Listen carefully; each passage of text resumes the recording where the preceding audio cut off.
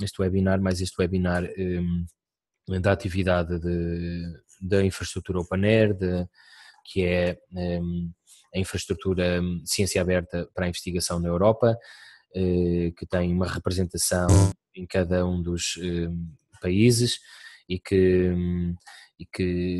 em Portugal tem a representação precisamente como Secretariado Nacional aqui a Universidade do Minho, e portanto estamos a dinamizar estes webinars tentando divulgar devidamente portanto, todos os serviços disponibilizados pela infraestrutura OpenAIRE, mas mais particularmente uma das grandes missões do OpenAIRE é servir a Comissão Europeia no que concerne às suas políticas de ciência aberta, dados abertos e acesso aberto às publicações.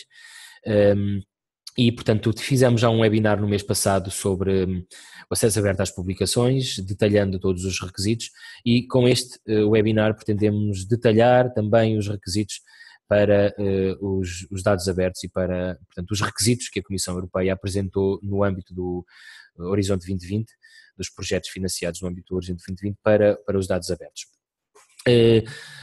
Sou Pedro Príncipe, vou fazer, portanto, este webinar em conjunto com a minha colega Antónia Correia, também aqui da Universidade do Minho, ambos envolvidos no OpenAIRE, mas também numa outra iniciativa europeia que visa a formação e a capacitação dos investigadores para as questões da ciência aberta no espaço europeu de investigação, que é o projeto Foster Open Science, e portanto vamos fazer este webinar apresentando aqui basicamente 3-4 tópicos, só uma introdução muito rápida, que não é esse o foco aqui à ciência aberta e porque é que surgem estas questões dos dados neste âmbito da ciência aberta, e a Comissão Europeia está envolvida em uma aposta grande na ciência aberta no âmbito dos projetos que financia, detalhar todos os requisitos de uma forma genérica e de uma forma, portanto, específica, particular.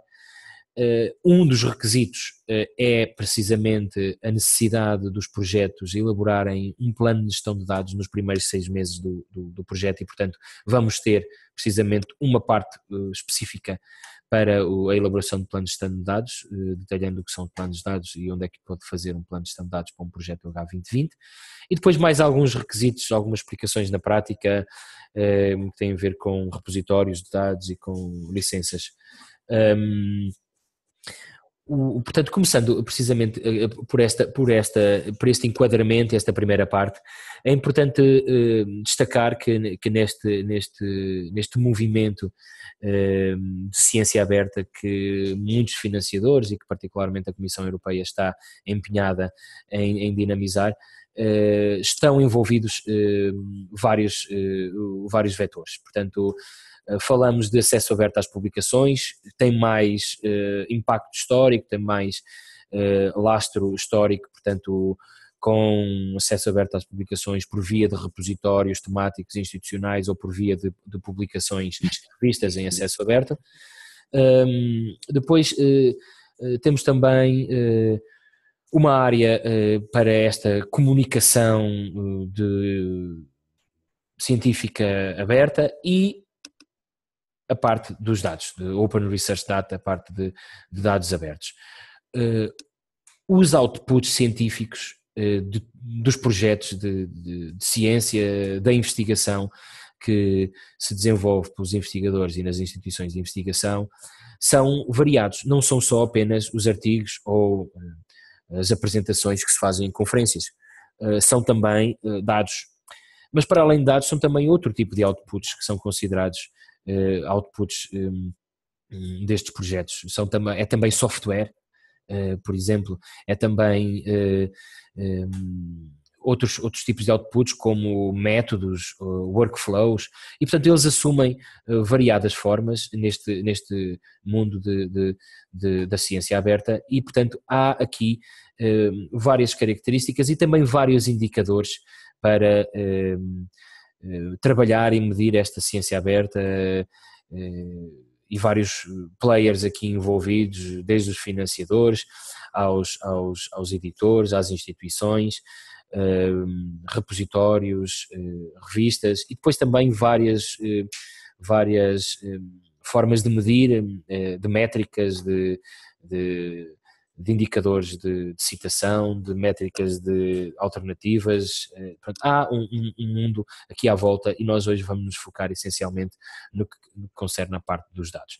Portanto, a ciência aberta tem a ver com a abertura nos resultados, a publicações, a dados, a outros outputs de investigação, mas também tem a ver com abertura nos métodos. Nos sistemas que usamos, nas infraestruturas que usamos, no tipo de ferramentas que usamos e na forma como documentamos de uma forma aberta as ferramentas que usamos e também nos processos, não só de publicação, mas também no processo, no ciclo de vida de investigação, para que seja possível tornar a ciência mais eficiente, mais aberta, mais transparente, mais confiável e evitar vários problemas que existem atualmente de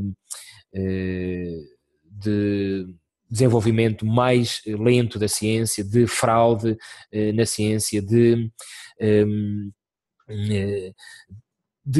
problemas e limitações grandes que existem, que estão cada vez mais a ser estudadas, do potencial de reproducibilidade da ciência. Há uma crise de reproducibilidade da ciência e a ciência aberta pretende também colmatar esta limitação de reproducibilidade da ciência e, portanto, são tudo contributos que poderemos dar não só nos resultados, mas também nos métodos. E na parte dos dados é crítico. Há que ter iniciativas e atividades e métodos de gestão de dados ao longo do ciclo de vida da investigação que permitam que haja uma correta curadoria dos dados, desde o momento em que se planeia o projeto até ao momento em que se preservam os dados que foram gerados, para evitar, por exemplo, como esta imagem elucida, a perda de dados porque eu perdi o meu computador e só tinha os meus dados guardados no meu computador.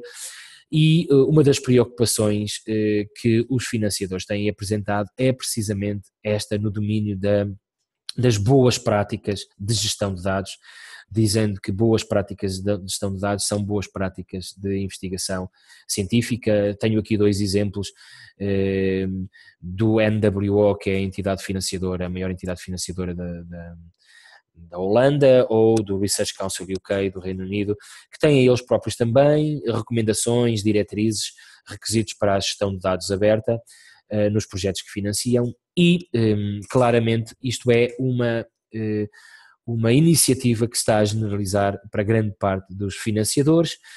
No espaço europeu de investigação, muitos financiadores nacionais têm já também recomendações a este respeito, outros financiadores de maior dimensão internacional, como o Wellcome Trust, por exemplo, têm também políticas específicas sobre os dados, e a Comissão Europeia apresentou um piloto no arranque do H2020.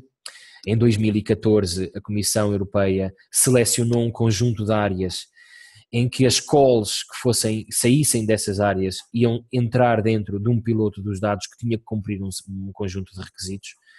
Depois decidiu, em face da avaliação que fez em 2014 a 2016, 2014 e 2015, depois decidiu em 2016 que a partir de 2017 seria, portanto, o padrão, o piloto que tinham testado, os requisitos que tinham testado para os dados abertos da investigação nos projetos financiados do H2020 seriam a prática padrão para os dados. Há limitações, há requisitos específicos, há forma também de não integrar estes requisitos e este piloto, eu vou explicar mais à frente, mas é importante destacar que claramente a ciência aberta é hoje um investimento grande de grande parte dos financiadores. Estima-se que mais ou menos de 80% da investigação se faça com financiamento de dinheiros públicos e, portanto, os financiadores que gerem dinheiros públicos têm aqui responsabilidades maiores do ponto de vista da sociedade e do desenvolvimento económico e social, de devolver esse input que deram financeiro à investigação, devolvê-lo à sociedade e, portanto, há aqui um princípio que move a Comissão Europeia de introduzir o Open Research Data no Horizonte 2020, que é um benefício público e também uma importância grande para desenvolver desafios societais complexos que precisam precisamente de uma maior abertura e de mais gente a participar no processo e de maior transparência. No espaço nacional, nós também temos a nossa FCT a dar algumas recomendações. Existe já uma política para o acesso aberto às publicações, mas a própria FCT também tem um conjunto de recomendações que faz para os dados abertos. Tem pouco impacto, infelizmente. Ultimamente, com o maior empenho do atual Governo e da atual Secretaria de Estado do Ensino, da Ciência, Tecnologia e Ensino Superior, estão a ser dados passos importantes para também a dinamização da ciência aberta, mas a FCT tem já estas recomendações para os dados abertos também, mas claramente no espaço europeu o H2020 assume maior pertinência porque não são recomendações, são requisitos precisamente mandatórios para os beneficiários dos projetos do H2020 e é isso mesmo que vamos agora detalhar após esta breve introdução. Requisitos que visam melhorar e maximizar o acesso e a reutilização dos dados de investigação gerados por projetos financiados pela Comissão Europeia. Este é o grande princípio orientador dos dados abertos no Horizonte 2020, que estão mandatados para todos os projetos, mas que pode haver uma opção de opt-out, de sair da obrigatoriedade de cumprir com estes requisitos. E existem vários documentos que a Comissão tem já disponíveis, que normalmente também no contacto com os gestores de projetos faz questão de dinamizar, mas que basicamente eles são alicerçados em dois grandes documentos. O primeiro é o modelo do acordo que se assina com a Comissão Europeia. Há um Model Grant Agreement que se assina, onde está portanto, o consórcio e o Description of Work que cada projeto tem, e existem todos os artigos que têm a ver com as diferentes obrigações que se estabelecem entre o consórcio e a Comissão Europeia. Há um conjunto de artigos para as questões financeiras, para várias questões, para questões éticas, etc. E há uma área relativamente ao artigo 29 que tem a ver com a disseminação e a exploração dos resultados, dissemination and exploitation, e é neste chapéu do artigo 29 de disseminação e exploração dos resultados que há dois artigos que dizem respeito à ciência aberta: acesso aberto às publicações e acesso aberto, o 29.3, ao Research Data.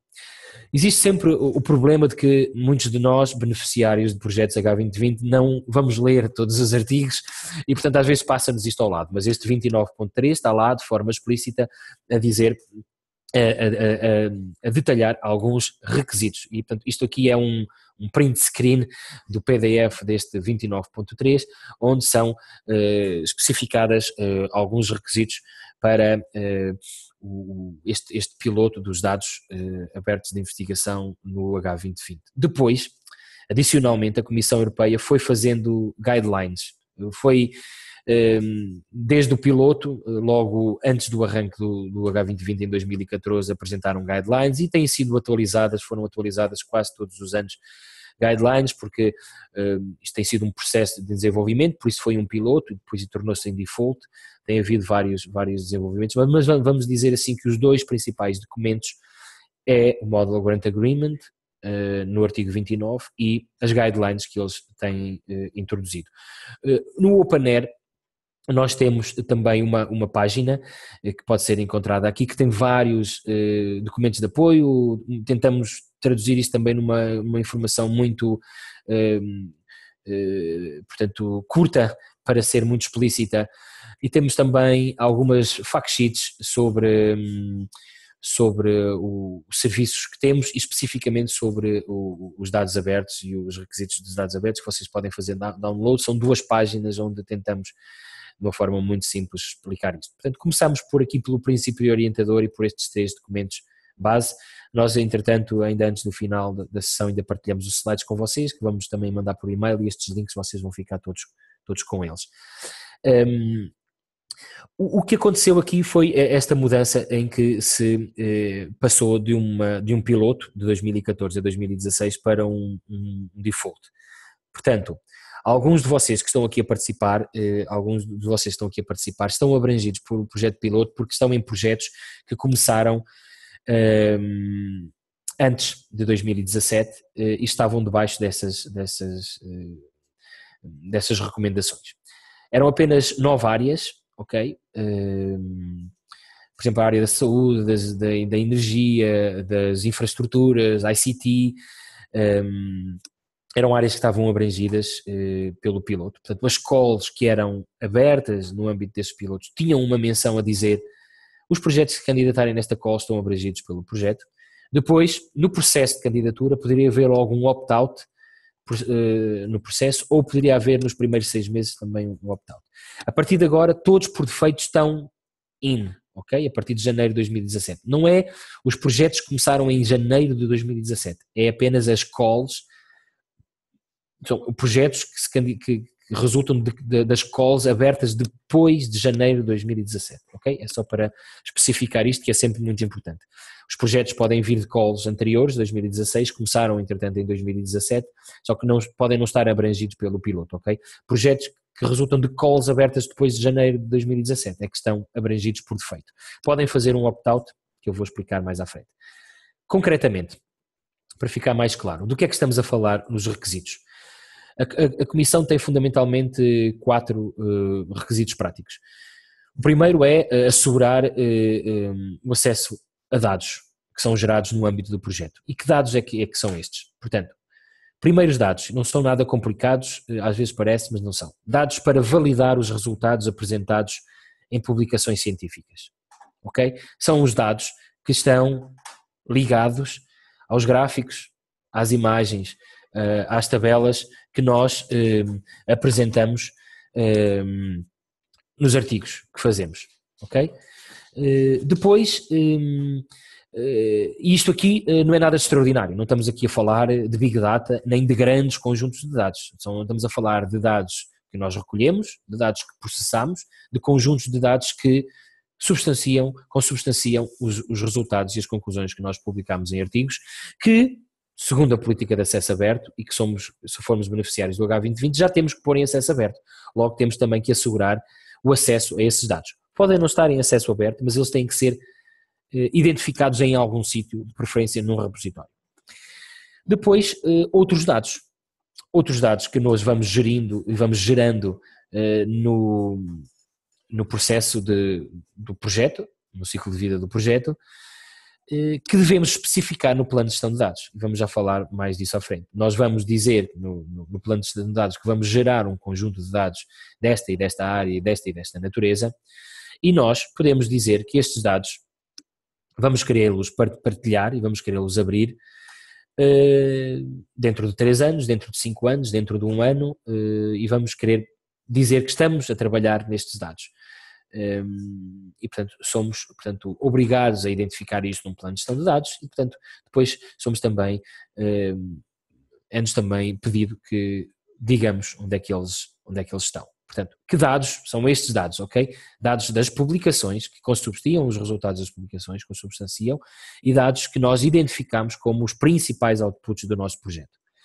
Depois, como é que nós cumprimos com estes requisitos?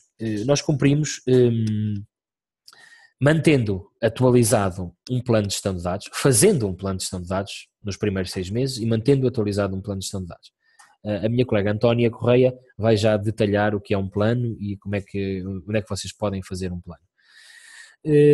E, segundo, assegurando o depósito de dados num repositório, ok? Os dados que ligam a publicações devem eles próprios estar abertos e dizer que são outputs daquelas publicações. Outros dados podem estar depositados, mesmo que fechados ou embargados, mas, portanto, sabemos que os dados existem e dizemos que estamos a processar e a trabalhar estes dados. Portanto, é desta maneira prática que nós asseguramos o cumprimento dos requisitos.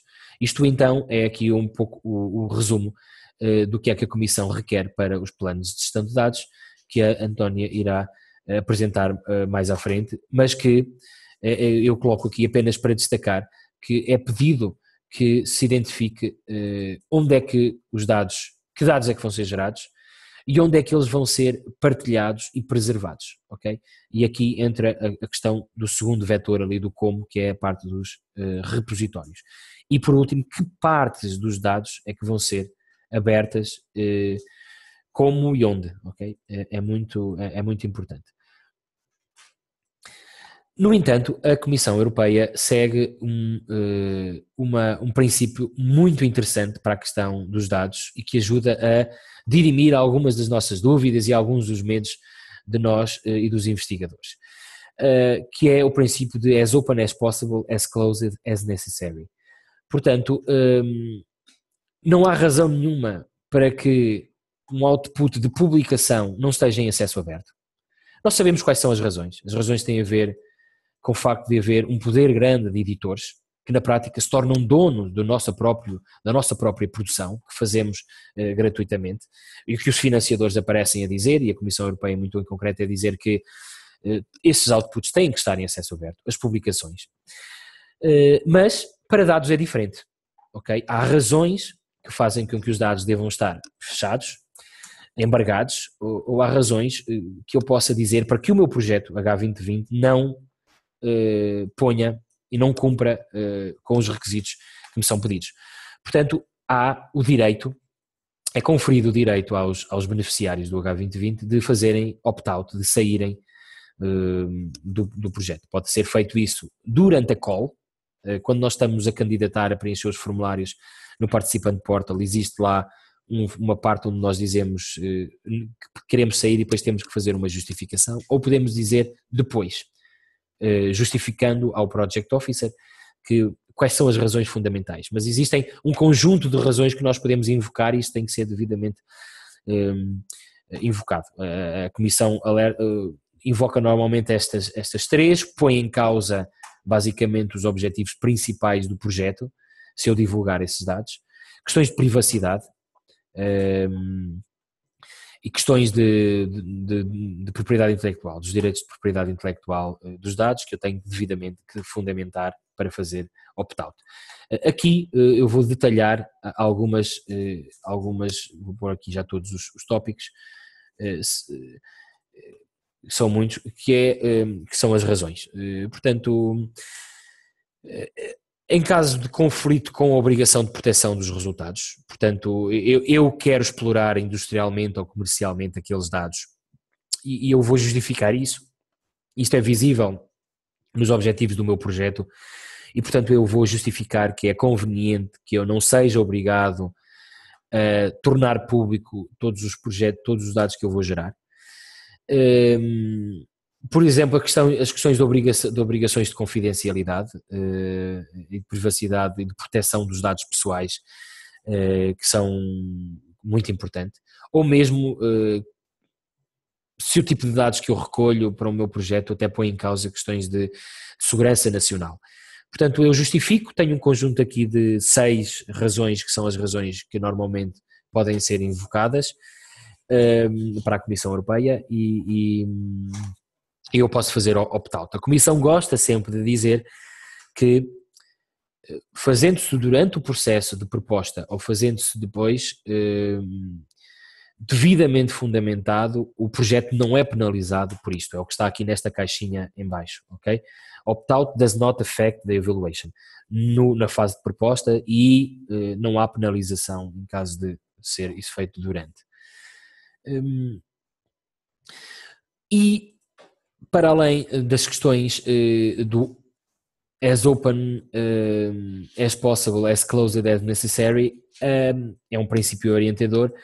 A Comissão segue também os princípios FAIR para os dados.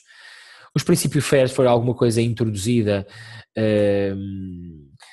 e publicada, portanto, nos últimos 3 anos. Saiu inclusivamente um artigo na Nature sobre os Fair Guiding Principles. A Comissão compreendeu esta proposta dos Fair Guiding Principles e integrou-os na sua própria política e as guidelines que aplicam os requisitos do H2020 para os dados seguem os princípios FAIR. E o que é que dizem os princípios FAIR? Findable, Accessible, Interoperable and Reusable. Portanto, tornar os meus dados pesquisáveis em motores de busca, em infraestruturas de pesquisa de publicações e de dados científicos, torná-los acessíveis, portanto, ser possível eu conhecer esses dados e aceder aos dados, saber quem os produziu e ter o mínimo de informação e documentação sobre os dados. Esses dados devem ser interoperáveis, portanto os sítios onde eles estão depositados devem ser passíveis de ser agregados por outros serviços e eu poder interoperar com esses dados e eu poder reusá-los, portanto poder não só poder aceder e aceder aos dados e aos conjuntos de dados eles mesmos, ver, mas também eles estarem suficientemente bem documentados, as ferramentas bem descritas, os períodos de recolha dos dados bem descritos, para que possa ser útil eu reutilizá-los e ser benéfico para mim reutilizá-los. Portanto, isto é são os princípios básicos da ciência aberta e são aqui preconizados pela Comissão Europeia nos requisitos. Isto aqui, seguir os requisitos FAIR, não é assim, para alguns princípios específicos não é nada extraordinário. Portanto, por exemplo, colocar os dados em bancos de dados ou em repositórios que vão torná-los com metadados adequados ou registá-los com identificadores, por exemplo com Digital Object Identifier, identificadores únicos e persistentes é alguma coisa crucial nos dados. Ter bons metadados para que eles possam ser acessíveis e nos tais sistemas de pesquisa e possam ser recuperados. Para serem interoperáveis é importante que eu use linguagens e que eu os documente devidamente e que use vocabulários padrão que são usados nas minhas áreas científicas ou que são usados pelos sistemas específicos de repositórios e eu devo, ou pelos bancos de dados, etc. E, portanto, esses metadados devem ter qualidade para poderem ser reutilizáveis e, muito importante, devem ter uma licença associada. Abertura de dados não é amplificar o potencial de fraude ou o potencial de plágio ou o potencial de usurpação da propriedade dos outros. É isso mesmo, dar maior transparência e amplificar o potencial de eu ser citado e referido relativamente aos meus dados. Portanto, associar licenças é fundamental para quando se querem reutilizar dados. E vamos no final dar só umas dicas sobre as licenças Creative Commons que a Comissão Europeia cede. E antes então de fechar esta primeira parte e passar como elaborar um plano de gestão de dados e todos os detalhes que António irá dar relativamente aos planos de gestão de dados, só então fazer aqui tentar pôr isto um bocadinho, simplificar isto um bocadinho.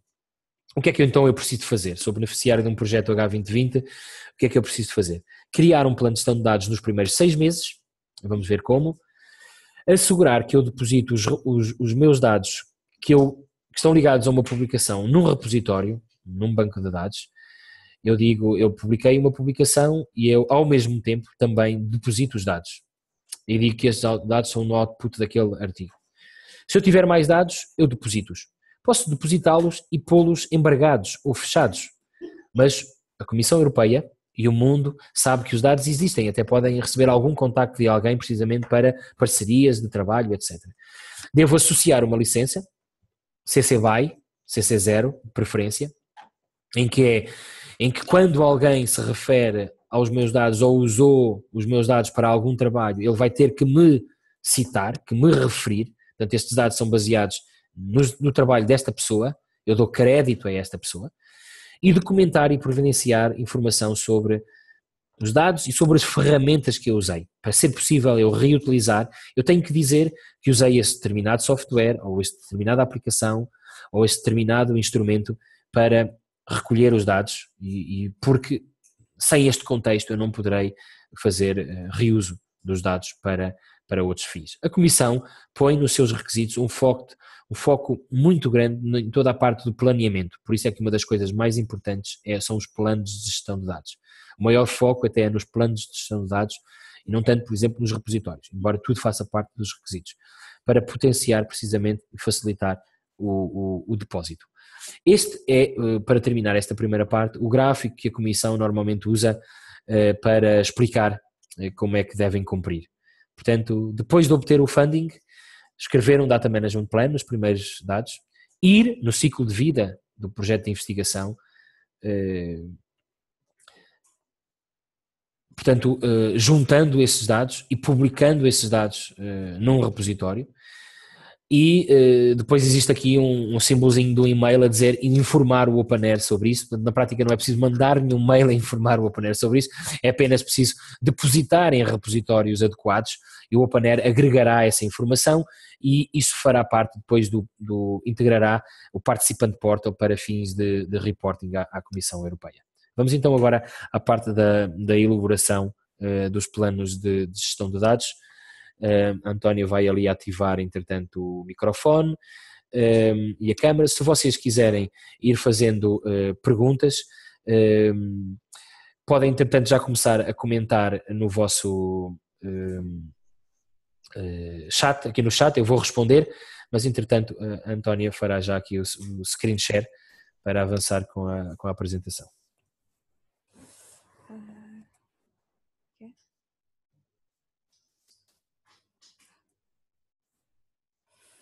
Ora, muito bom dia. Vou então partilhar a apresentação convosco. Ok. Pronto, como o Pedro disse, vou falar-vos um bocadinho mais detalhadamente sobre os planos de gestão de dados, portanto, o que é que tem de ser feito na prática e... Ok. Então, na prática, o que é um plano de gestão de dados, ou um Data Management Plan? Um Data Management Plan é um documento que define como é que os dados são criados, como é que eles serão documentados, quem poderá aceder a estes dados, onde e como é que eles serão guardados, quem é que fica responsável, nomeadamente pelos backups, e se e como é que podem ser partilhados e preservados. O importante aqui, e muitas vezes os DMPs são encarados com alguma apreensão, é que isto é informação de contexto, portanto vai permitir uma das coisas dos princípios FAIR, que é a reutilização. Se não soubermos como é que os dados foram criados, em que circunstâncias é que isso aconteceu, isso não será possível, e nomeadamente se forem utilizados datasets, portanto, que não são criados por nós, e nesse sentido o contexto faz toda a diferença, portanto sabermos em que circunstâncias é que estes dados foram criados e como é que podemos utilizá-los. Em relação aos benefícios dos planos de gestão de dados, portanto os DMPs are part of good research, nomeadamente para os próprios, permitem encontrar e compreender os dados se voltarmos a necessitar de utilizá-los e em qualquer altura. Isso, se pensarmos que os projetos podem durar vários anos, torna-se especialmente relevante. Eles garantem também uma continuidade após a saída de elementos da equipa ou então na entrada de novos elementos para a equipa de investigação. Evitam duplicação de trabalho, portanto, por exemplo, recoletar ou trabalhar os dados se não conseguirmos encontrá-los ou se não conseguirmos perceber como é que eles foram criados, portanto, tem importância mesmo para os próprios e não só para terceiros. Dão também dados de apoio às publicações e esses são mantidos, portanto, esses são sempre mantidos no âmbito da publicação em revistas científicas e permitem a validação dos resultados. Promove-se também a partilha dos dados, o que leva a maior colaboração e maiores avanços. E a investigação torna-se mais visível, ganha impacto e permite que os dados sejam citados e, portanto, as citações não existem unicamente no âmbito das publicações científicas, existem também no âmbito dos dados científicos. Em que momento é que os planos devem ser elaborados? Portanto, eles podem ser elaborados em várias alturas. O primeiro plano deve ser elaborado nos primeiros 6 meses do projeto, a primeira versão do plano. Isto porque o plano pode ter várias versões, portanto, quando se faz a elaboração do plano, ainda não há conhecimento nem existem todos os usos potenciais, é difícil antecipar exatamente o que é que vai ser criado e quais é que vão ser todos os usos potenciais dos dados. E, portanto, o DMP acaba por ser um documento que vai evoluindo à medida que o próprio projeto vai evoluindo. Portanto, a primeira versão deve ser elaborada nos primeiros 6 meses do projeto, depois, sempre que ocorram mudanças significativas ou sejam incluídos novos datasets, deve haver essa informação no plano de gestão de dados e, portanto, o plano de gestão de dados deve ser atualizado. Normalmente, a meio do projeto, também pode ser feita uma entrega do plano de gestão de dados e depois, no final do projeto, aí com mais conhecimento de causa, digamos assim, existe um plano de gestão de dados que pode ser considerado o final. Portanto, este documento está sempre, ou pode evoluir e pode ter várias versões, e isso acaba por não ser tão, acaba por facilitar a sua elaboração, porque não ficamos limitados àquilo que for feito no primeiro plano, portanto podemos alterá-lo à medida que for sendo necessário. Em relação ao template do H2020, portanto, existem vários templates para planos de gestão de dados que são diferentes consoante os financiadores, portanto há várias entidades financiadoras que podem pedir coisas diferentes, normalmente há elementos que são sempre comuns, mas em relação ao plano do H2020, o que é pedido é basicamente a descrição sumária dos dados. Depois há também aquela noção do fair data, portanto como é que os dados serão encontráveis, como é que eles vão ficar acessíveis, como é que serão interoperáveis e como é que vamos promover a sua reutilização, através da clarificação das licenças. Portanto, as licenças aqui são extremamente importantes para que quem vá reutilizar os dados saiba exatamente em que medida é que pode fazê-lo. É também prevista a alocação de recursos, a segurança dos dados, os aspectos éticos e outros aspectos que não estejam previstos no âmbito dos anteriores. A nível de ferramentas, portanto, existem várias ferramentas já disponíveis para a elaboração dos planos de gestão de dados. Estas facilitam e muito a elaboração do plano e nós aconselhamos o DMP Online.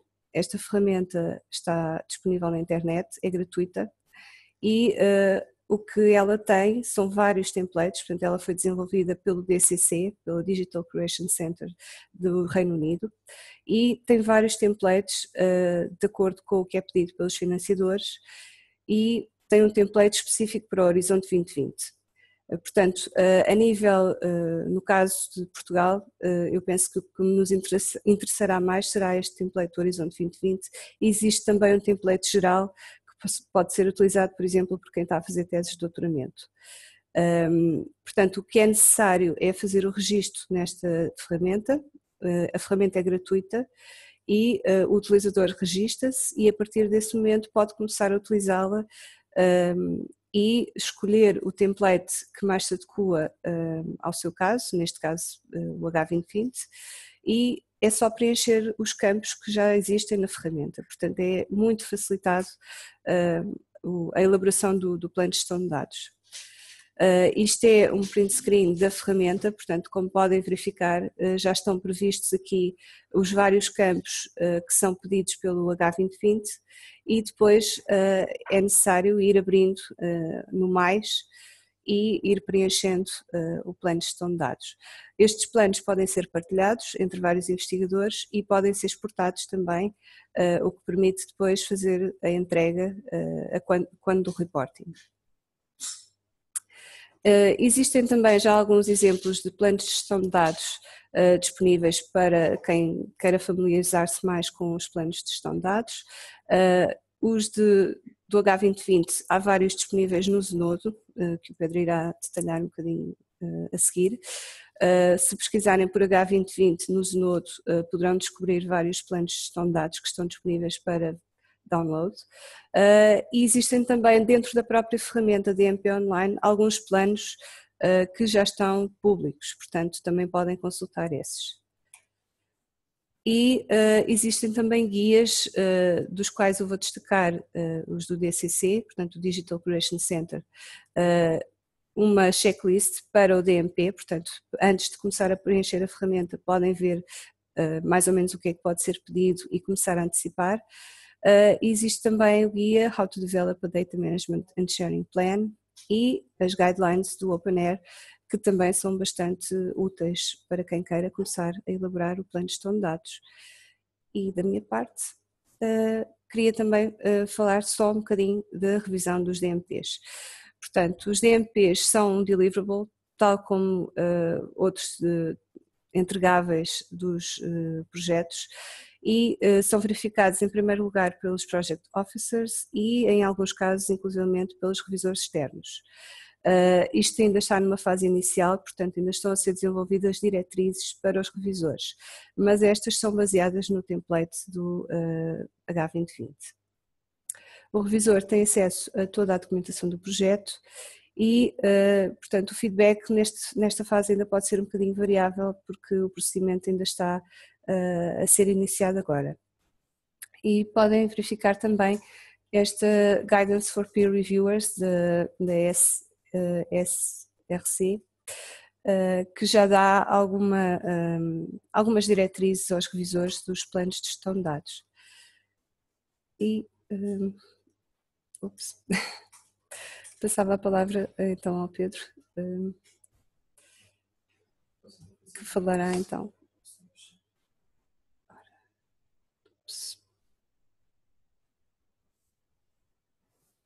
Okay, podem continuar a colocar aqui as vossas perguntas no... Desliga só o microfone. Podem continuar a colocar as vossas perguntas aqui no chat. Nós teremos um momento no final, mas se forem tendo perguntas, coloquem-nas logo, que nós vamos tentar, portanto, ir falando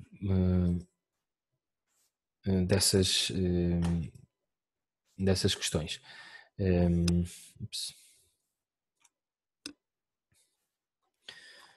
Deixem-me só aqui.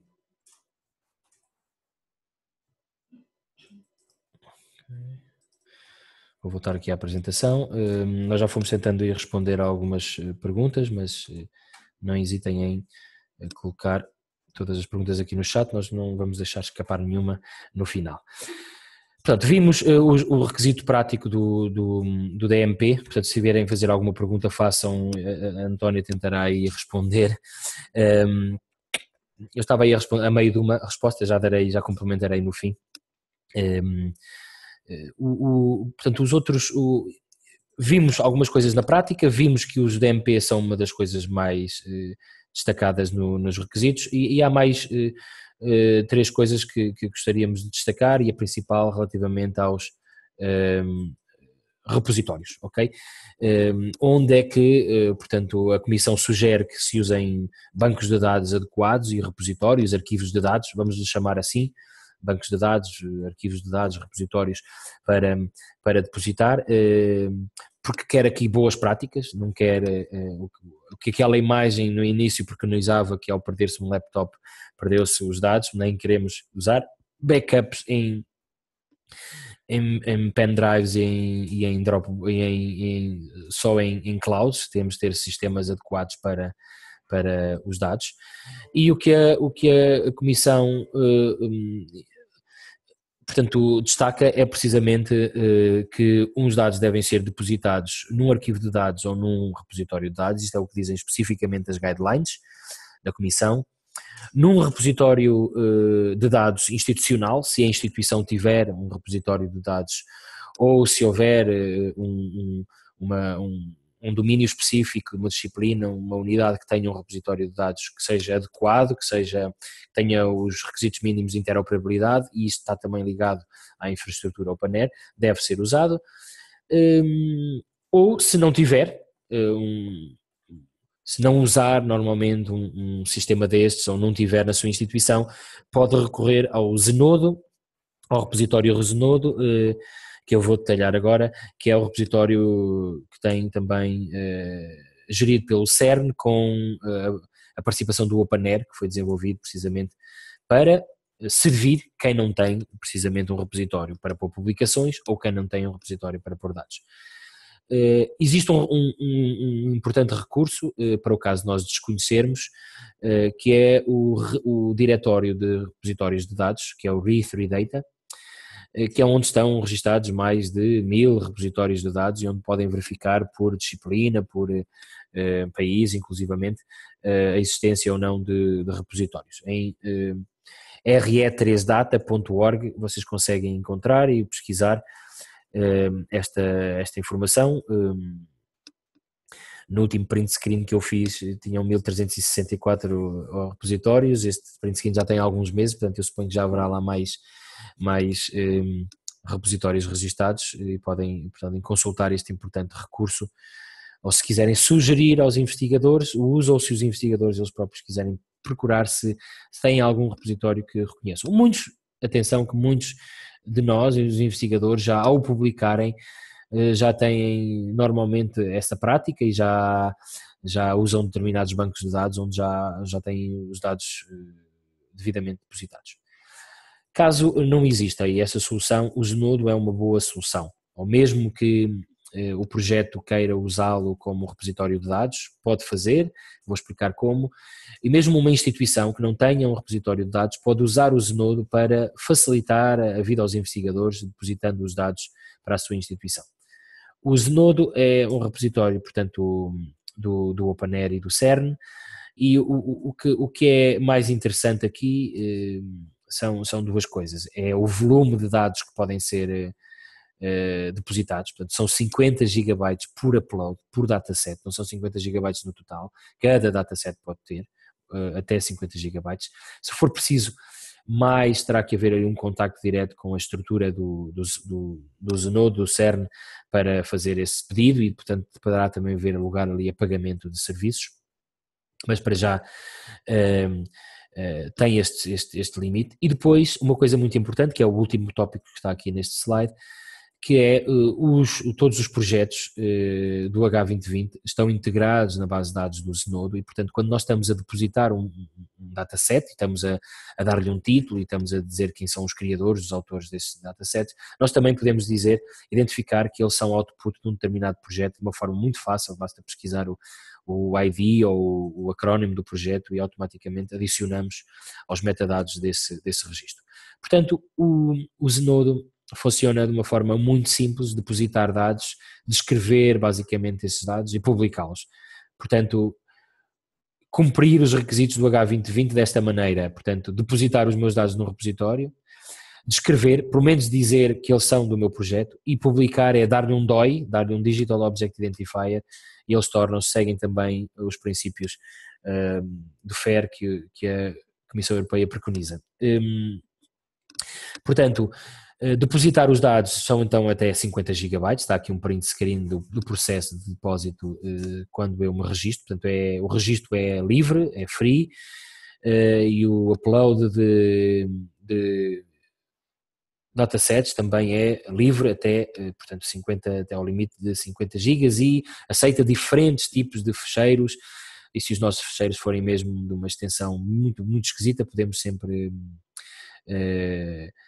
comprimi-los e pô-los num ficheiro zip ou outro e fazer o upload para o sistema. Depois existem vários tipos de ficheiros que se podem aceitar e, muito importante para o cumprimento das regras do H2020, tenho que dizer qual é que é o access right, se os meus dados estão abertos ou estão embargados, se têm um período de embargo, se estão em acesso fechado. E tenho que especificar uma licença. Eu tenho um conjunto de licenças que o Zenodo me sugere, licenças que são normalmente associadas a dados e a software, estão lá todas listadas, podem ser usadas, e posso também, como vem aqui neste print screen, também o funding, posso também identificar qual é o grant, qual é que é o projeto que resulta estes meus dados, e automaticamente tenho esta informação visível num registro, como este que está aqui, de um dataset, que tem um DOI, que tem uma descrição e que tem o grant, por exemplo, a informação. Por exemplo, até este exemplo que está aqui até é quem está envolvido na geração destes datasets, no trabalho e no processo destes datasets, está envolvido em 3 projetos diferentes europeus. Por exemplo, estão aqui identificados 3 projetos europeus.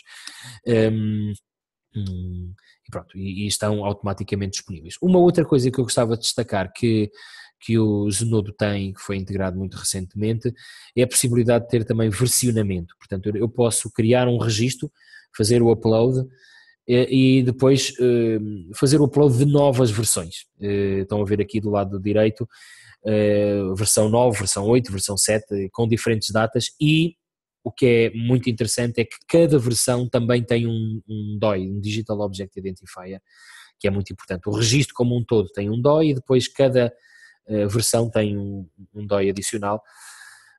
Isto é muito relevante, por exemplo, quando se trata de software, não é? Eu trabalho o meu software num sistema, seja no GitHub ou noutro, faço o upload para aqui, fiz um update, faço o upload de uma nova versão.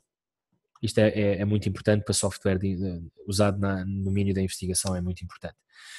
Especificamente para os projetos, e para terminar, gostaria de destacar que pode ser usada esta funcionalidade da criação de comunidades no Zenodo. Portanto, existe a possibilidade de fazermos upload ou de criarmos comunidades e de fazermos o upload para dentro dessas comunidades. Por exemplo, aqui este projeto é um exemplo de uma comunidade criada para um projeto europeu. O SAFUR é um projeto H2020, criou uma comunidade aqui e pede aos seus investigadores que depositem os dados aqui, ligados às publicações ou outros dados. E pode-se muito facilmente identificar. Como já viram ali num slide anterior, a forma fácil de identificar o grant, está só aqui um exemplo de como é que isso funciona.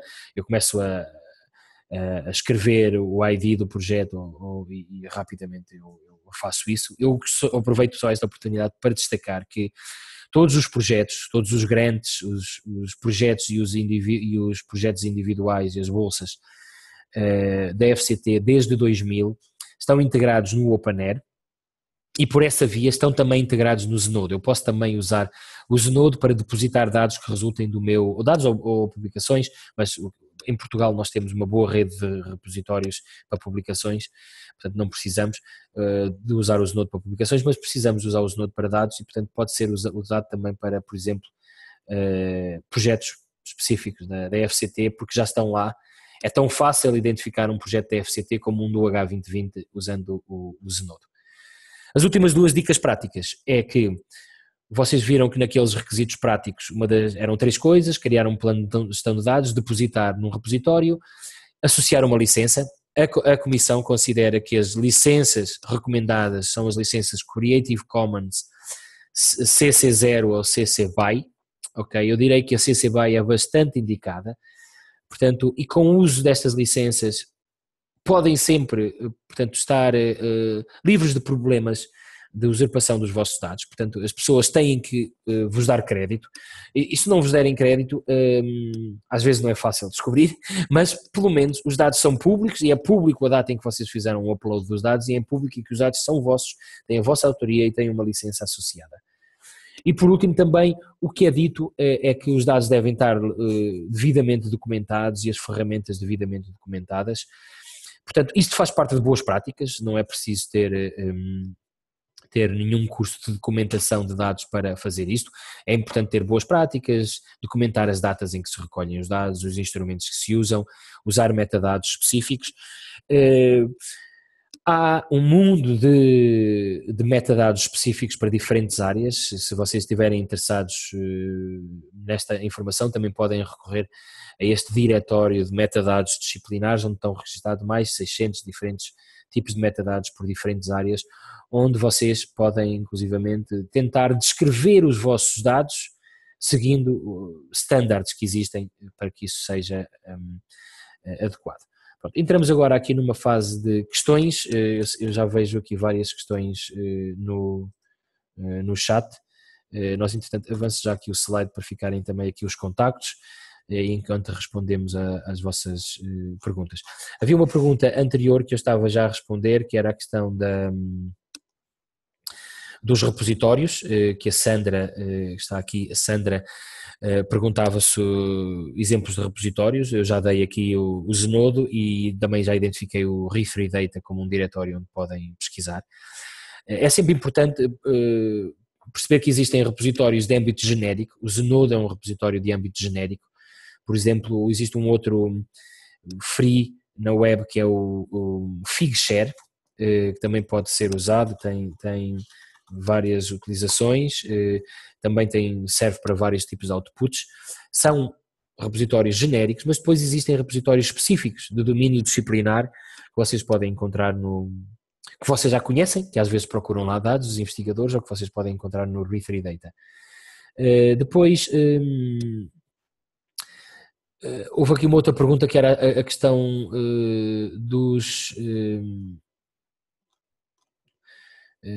da diferença entre um DMP e um Knowledge Management System. Portanto, eles estão relacionados, portanto, um sistema aqui de Knowledge Management apoia em todo o workflow, em toda a gestão do projeto, mas aqui a questão é que um DMP para a comissão é um deliverable, ok? O projeto tem que ter um DMP como um deliverable, portanto, é como se fosse um report, e portanto vocês podem o fazer nos vossos sistemas. Aqui foi sugerido o DMP online como uma ferramenta para facilitar, mas nós podemos fazer nos nossos sistemas e sistemas que já temos até adequados para gestão. Podemos ter os nossos próprios templates, Word ou outro, e produzir esse relatório lá, ok? E, na prática é um output como report. Aqui as pessoas ligadas ao projeto Home, que é um projeto H2020, pergunta se recomendam o Zenodo. Portanto, sim, nós recomendamos o Zenodo para vocês usarem. É importante, eu acho que também estava esta pergunta aqui sobre os repositórios da rede RECAP. Portanto, existem repositórios na rede dos repositórios científicos de acesso aberto de Portugal. São repositórios tendencialmente usados para publicações, artigos, outputs de conferências, teses e dissertações, mas também podem, para pequenos conjuntos de datasets, também pode ser usado esses repositórios. Portanto, não há problema nenhum desses repositórios receberem dados. Portanto, se vocês quiserem imediatamente cumprir com algum requisito do H2020 ou com algum requisito de alguns editores, porque também existem, podem usar esses repositórios, podem recorrer aos vossos bibliotecários, os gestores de repositórios das vossas instituições. Praticamente em todas as instituições portuguesas existe um repositório, podem usá-lo. Pronto, são mais adaptados a publicações, mas o fim é o mesmo, portanto podem usar, e eles são identificados como datasets. Há uma forma de os identificar como datasets, há uma forma de os identificar como outputs do H2020, portanto as funções que têm no Zenodo são também fáceis, são também executáveis nos repositórios da rede RECAP em Portugal. Agora, eles não são completamente direcionados para dados, e o Zenodo tem essa particularidade. Mais tarde, mesmo usando o Zenodo, se a vossa instituição passar a ter um repositório, ou se vocês acharem que devem pôr os vossos dados num outro repositório aberto da vossa área disciplinar, o Zenodo é completamente interoperável, tem interfaces amigáveis interfaces de máquina, não humanos, para que suportem os dados para outros repositórios. Portanto, acho que a Antónia já disse isto. Está aqui uma pergunta que é: qual a ferramenta que recomendam mais para fazer a gestão de dados? Portanto, recomendamos o DMP, porque há outras ferramentas para fazer plano de gestão de dados. Mesmo o OpenAIRE está a desenvolver uma pequena ferramenta para plano de gestão de dados, mas neste momento, com o que existe e como o DMP Online tem um template que ajuda, facilita muito, ok? Nós gostamos mesmo sempre de templates, é só encaixar a informação, portanto recomendamos o DMP Online. Mesmo a informação que se puser lá, facilmente depois se exporta para Word ou para PDF. Um DMP... Aí a Antónia já respondeu, peço desculpa. Estratégias para promoção desta necessidade na comunidade científica? A pergunta a Vera Fernandes. Portanto, deixa-me só ver se há outras perguntas. Eu vou responder, Vera. Não sei se é Vera, se é da Universidade de Aveiro. Não tenho a certeza, pode não ser.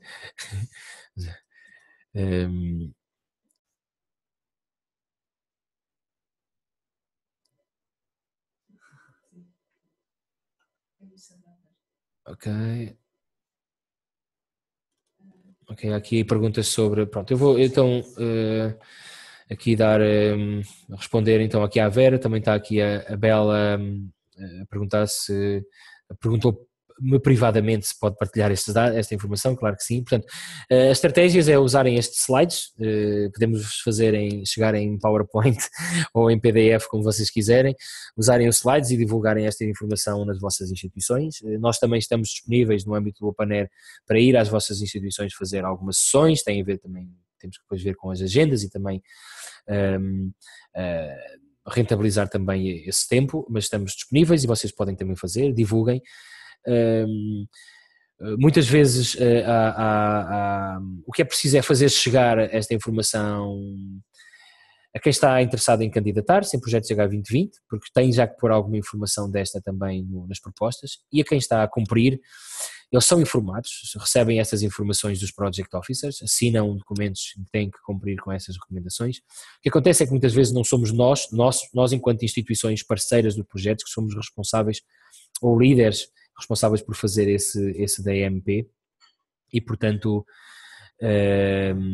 são outros, e portanto às vezes não estamos tão a par destas recomendações, mas portanto divulguem o máximo que puderem, usem esta apresentação ou outros materiais que o OpenAir tem umas fact sheets que vocês podem facilmente imprimir de 2 páginas e divulgar, e nós estamos disponíveis também para fazer sessões e reuniões com vocês, seja presencial, seja online.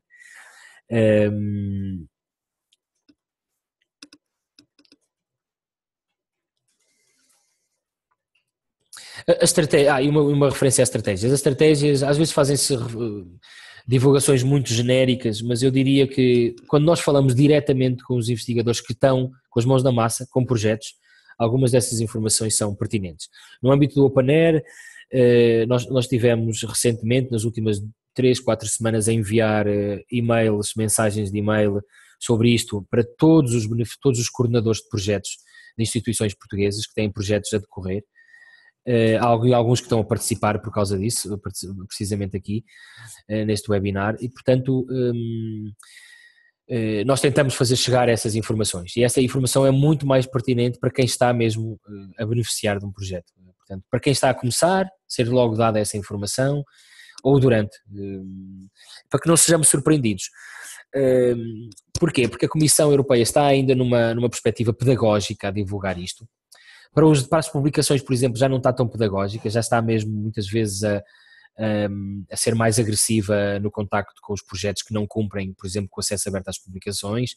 Eu tenho conhecimento de projetos que já viram o seu relatório financeiro, o seu relatório periódico congelado até ser assegurado o acesso aberto a publicações, porque todas as publicações que estavam lá como output estavam fechados. Eu sei de um projeto, por exemplo, da Universidade do Porto, que teve nessa situação, financiado no âmbito do European Research Council. Tive contactos também recentemente, partilharam também recentemente comigo no Instituto de Medicina Molecular de Lisboa, que eles são contactados periodicamente pela Project Officer que gera alguns dos projetos, que é responsável por acompanhar alguns dos projetos que eles têm lá, fazendo questões permanentemente sobre os hábitos e sobre as práticas relativamente ao acesso aberto às publicações e aos dados. Portanto, a Comissão ela própria está a ser já mais agressiva nisto. Mesmo o diretor-geral recentemente mandou um e-mail por via do Participant Portal a todos os beneficiários de projetos, alertando para os beneficiários cumprirem com os requisitos da ciência aberta. Portanto, há aqui, podemos dizer, Vera, que não há necessidade às vezes de fazer grandes divulgações porque eles recebem essas informações por via da Comissão Europeia, mas é importante nós darmos apoio, divulgarmos isto para não serem surpreendidos depois com estas questões diretamente pela Comissão Europeia e terem as boas práticas anteriormente. Não sei se a Antónia quer haver aqui alguma pergunta que precise de dar algum input. Não, eu estava a responder diretamente no chat a algumas questões, nomeadamente a questão sobre os financiamentos da FCT, qual é o template a utilizar. Portanto, podem utilizar o template do Horizonte 2020, uma vez que os requisitos são praticamente iguais. Portanto, aquilo que é pedido pelo Horizonte 2020 é muito semelhante, é praticamente igual ao que é pedido pela FCT e, portanto, se utilizarem o template da FCT disponível no DMP Online, à partida estarão a responder a tudo aquilo que é pedido pela FCT. Depois, em relação à questão sobre o ResearchGate, é importante, isto é uma questão recorrente, portanto o ResearchGate é uma espécie de Facebook para cientistas, funciona mais a nível social do que propriamente a outros níveis, que são os níveis mais de interoperabilidade e de harvesting dos repositórios. Portanto, o ResearchGate não é um repositório e não deve ser utilizado com esse fim. Deve ser utilizado a fim de promover o trabalho que o cientista faz entre os seus pares. A nível de repositórios, temos os repositórios da rede RECAP e temos o Zenodo também a nível europeu, que já permite datasets um bocadinho maiores. Portanto, não utilizem o ResearchGate para arquivar os dados, porque não é feita a preservação, o ResearchGate não permite o harvesting, portanto, por parte dos financiadores não é possível depois verificar ou validar aqueles dados como publicados e, portanto, não é mesmo aconselhável utilizar o ResearchGate para este fim. E penso que é isso.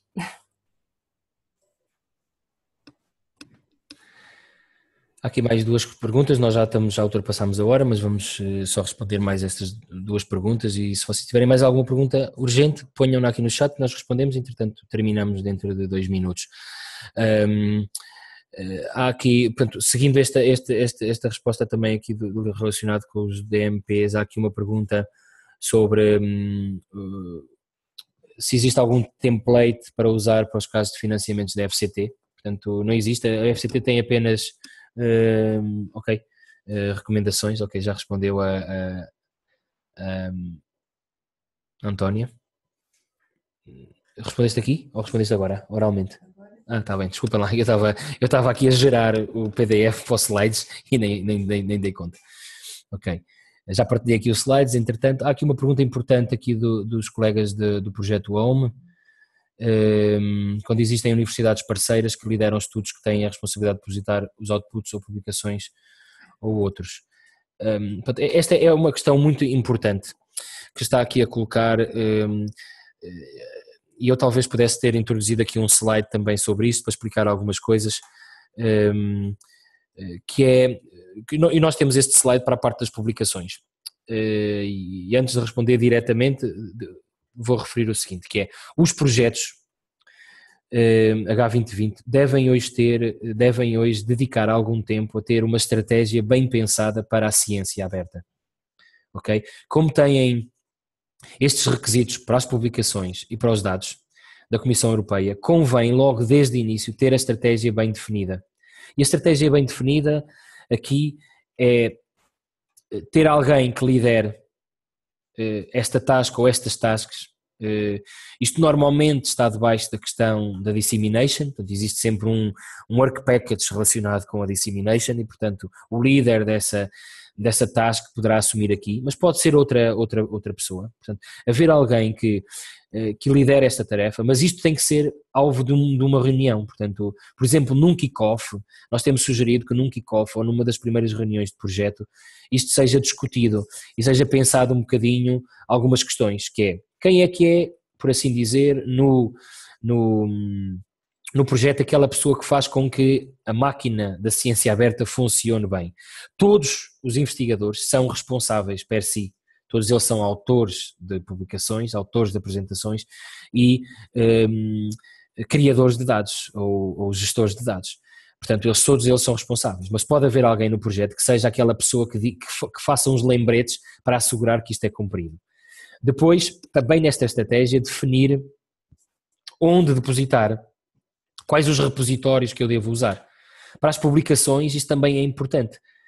Onde é que eu devo depositar, que estratégia é que eu devo ter de gestão de custos, se eu devo pagar taxas de acesso aberto ou não aos editores, devo ter uma abordagem mista, Isto é o que nós normalmente sugerimos e dissemos isso no webinar sobre publicações, uma abordagem mista para que se uns sigam-se a via verde depositando em repositórios, outros, apesar de depositarem em repositórios, possam pagar taxas de acesso aberto. Para os dados é a mesma coisa.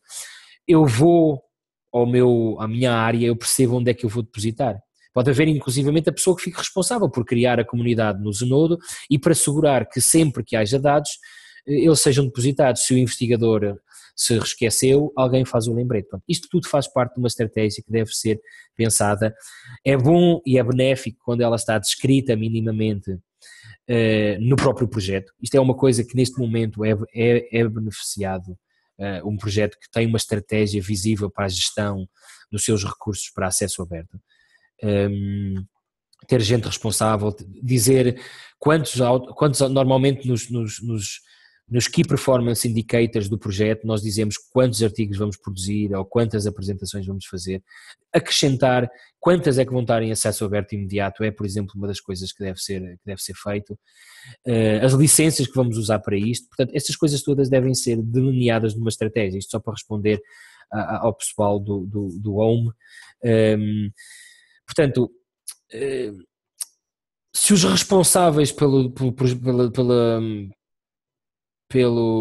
task de dissemination ou se os outros parceiros não estão a fazer, alguém tem que puxar por eles. Vocês aqui no caso até são gestores, não é?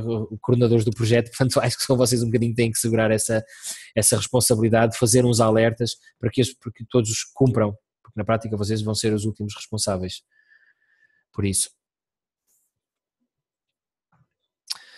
Ok, eu acho que está tudo respondido, tanto aqui por mim oralmente como pela Antónia, aqui com um trabalho espetacular a responder aqui por escrito. Possivelmente vamos dizer obrigado pela vossa participação, informar que vamos enviar os slides que já estão aqui, que podem fazer o download, mas vamos enviá-los também por e-mail, vamos enviar também a gravação por e-mail para vocês que, caso queiram rever a apresentação ou sugerir a outros para verem, e portanto estejam à vontade para nos contactarem, para consultarem os materiais do OpenAir ou para nos contactarem por e-mail, e agradecemos a vossa participação neste webinar e o vosso interesse. Muito obrigado, vamos só deixar aqui o canal aberto mais um minuto para vocês